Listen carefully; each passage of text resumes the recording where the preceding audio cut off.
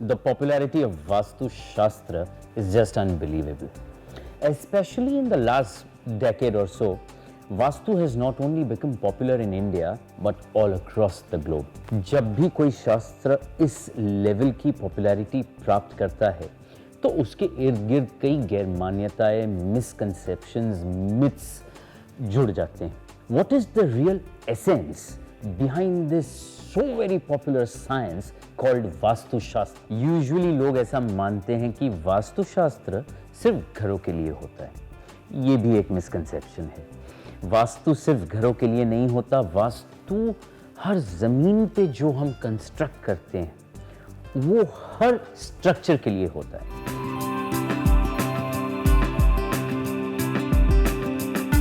किसी भी बिजनेस के सक्सेसफुल होने के लिए, किसी भी बिजनेस के स्मूथ फंक्शनिंग के लिए सिर्फ सेल्स इंपॉर्टेंट नहीं है, सिर्फ प्रॉफिट इंपॉर्टेंट नहीं है. प्रॉफिट, सेल्स, मार्केटिंग के साथ साथ जो सबसे ज़्यादा इंपॉर्टेंट है वो है अकाउंटिंग. अगर आप आपके बुक्स ऑफ अकाउंट्स को और आप आपके कंप्लायंसेस को, टैक्स कंप्लायंसेस को, बुक्स ऑफ अकाउंट्स को ठीक तरीके से मेंटेन नहीं करेंगे तो उसका सीधा असर आपके प्रॉफिट पे होगा.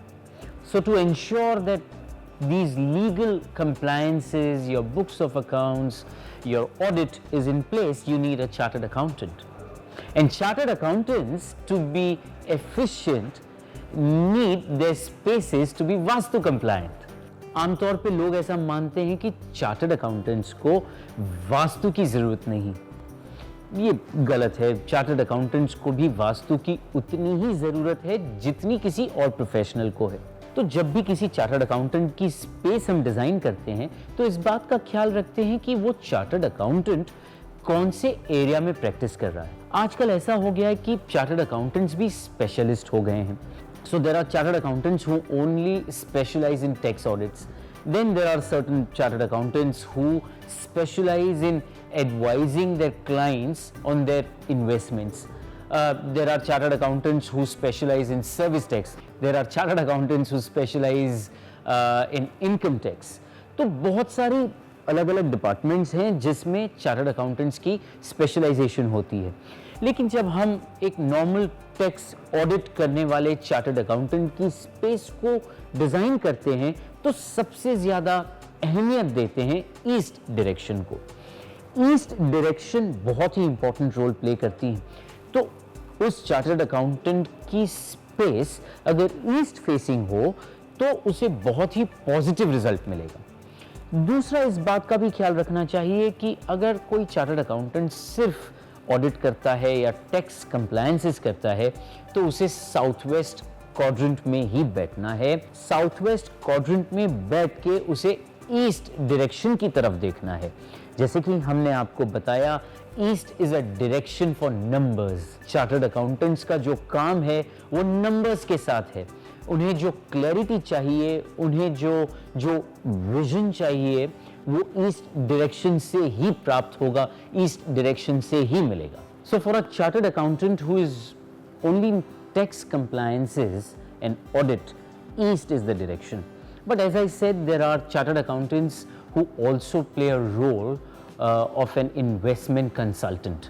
Now, ऐसे चार्टर्ड अकाउंटेंट्स के लिए जो टैक्स ऑडिट भी करते हैं, कंप्लायंसेस भी करते हैं और अपने क्लाइंट्स को इन्वेस्टमेंट की भी एडवाइस देते हैं, from a vastu perspective north is the direction for them. ये बहुत ही इंपॉर्टेंट है because north is the direction of finance. North east facing भी बैठ सकते हैं तो इससे ये फायदा होगा कि ईस्ट की जो प्रॉपर्टीज हैं और नॉर्थ की जो प्रॉपर्टीज हैं, ये दोनों प्रॉपर्टीज नॉर्थ ईस्ट डायरेक्शन से उस चार्टर्ड अकाउंटेंट को प्राप्त होगी. तो अगर कोई चार्टर्ड अकाउंटेंट इन्वेस्टमेंट एडवाइजर का भी काम कर रहा है तो उसे अपनी डेस्क को नॉर्थ ईस्ट डायरेक्शन में एक एंगल में अलाइन करके रखना चाहिए. Also, their spaces, if possible, can face the north of northeast or east of northeast. हम हमेशा से ये कहते आए हैं कि वास्तु एक विज्ञान है और वास्तु में अंधश्रद्धा के लिए कोई भी जगह नहीं. आमतौर पे लोगों का ये मानना है कि साउथ फेसिंग प्रॉपर्टीज को वास्तु में नेगेटिव माना जाता है। तो अगर आप घर या ऑफिस या किसी भी स्पेस को जब आप फ्रॉम अ वास्तु पर्सपेक्टिव देखते हैं तो वो साउथ फेसिंग नहीं होनी चाहिए। दिस इज अ मिथ, ये एक गैर मान्यता है, ये गलत फहमी है जो वास्तु पंडितों के द्वारा लोगों को डराने के लिए प्रचलित हुई। साउथ फेसिंग प्रॉपर्टीज भी पॉजिटिव होती है।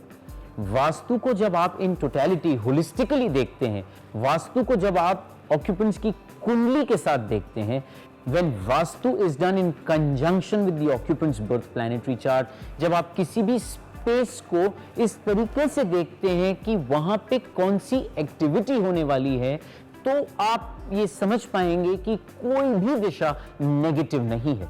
साउथ को नेगेटिव इसलिए माना गया है क्योंकि जब वास्तुशास्त्र निर्मित हुआ तब इलेक्ट्रिसिटी नहीं थी, तब बिजली नहीं थी, तो घर के बहुत सारे पहलू from an interior perspective, from an architectural perspective, climatic parameters को, वेदर कंडीशंस को ध्यान में रख के भी डिजाइन किए जाते थे।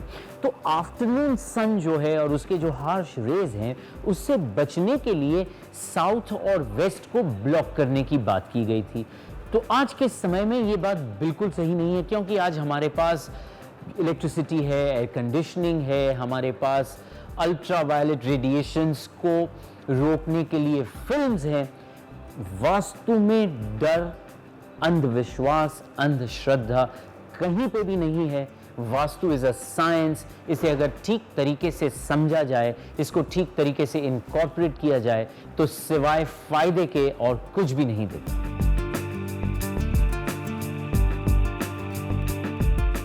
अब वेब, मोबाइल और टीवी पर उपलब्ध